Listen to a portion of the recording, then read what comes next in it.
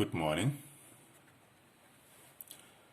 I would like us to look at some theory on circles before we go to some exercises as usual. What is it that we are expected to be familiar with when it comes to circles? The definition, of course. A circle is a set of points that are equidistant from a fixed point, the center O.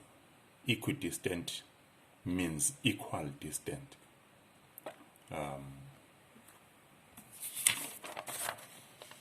By way of illustration, from center O, if this is our center, which we will name O, and there is a point here which is a certain distance, let's say this is 3 units. If I have got sets of points which are all 3 units from this, if this here is 3 units, 3 units, 3 units, it means all these points here are equidistant because they have got the same distance, same distance, same distance. At the end of the day, they are going to trace a path which we call a circle.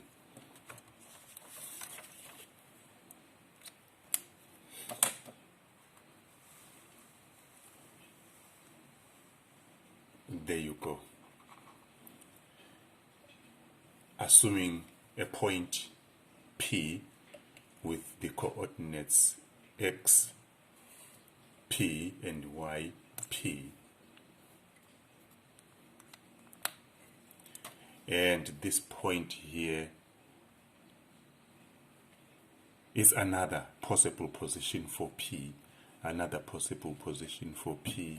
All these are possible positions of P, and you can see that they are all equal to each other. They are all equal to each other. There is an infinite number of these positions of P. When they are close to each other, they trace a path, which is a circle. When we have got a circle, we talk about the center. We also talk about the radius.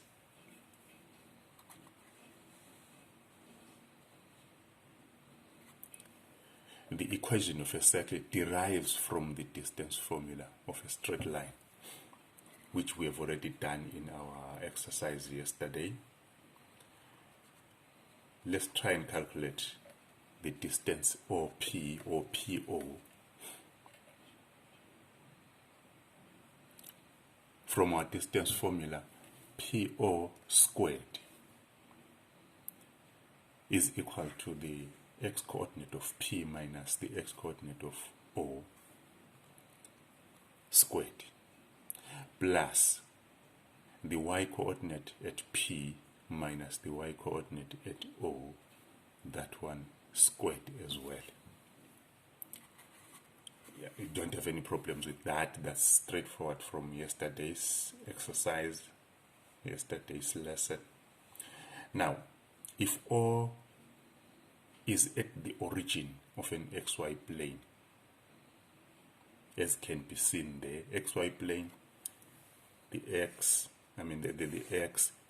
plane, which we also call the Cartesian plane, and P is any point on the circle, then the coordinates of O will be 0, 0. And the coordinates of P will be any point xy. Also, the length of P, of OP, becomes the radius, r. Rewriting the distance formula where there is x-coordinate at P minus x-coordinate of at O, and squared plus the y-coordinate of P minus the y-coordinate of O squared becomes this. We now know the particular coordinates at O, which is 0. we are going to assume our x, any x coordinate will hold. Simplifying that gives us our r squared is equal to x squared plus y squared. This can be written beginning with the x squared plus y squared, which is the most common presentation when it comes to the equation of a circle. That summarizes our small theory on how we get the equation of a circle. There are other ways. I chose the simpler one.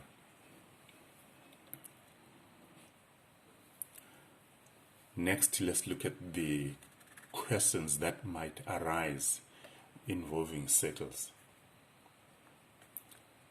And in this case, I'm talking about circles that are centered at the origin. You may be given a radius and expected to find the equation of a circle. You must be alert to that, to say exactly what is it that is given to me and what am I expected to find. You might be given a point on the circle and expected to find the radius and the equation. You might also be given an incomplete coordinate. You will be expected to determine the x and the y intercepts. In all cases, simply substitute in x squared plus y squared is equal to r squared and solve as per the expectation of what you are expected to find. We are going to do this one here in the group using our exercise 1 in our textbook, which is on page 220. I'm sure from yesterday you did attempt the examples on the topic, so that today you must be familiar with what is expected of you. Thank you. Now we can go to our exercise.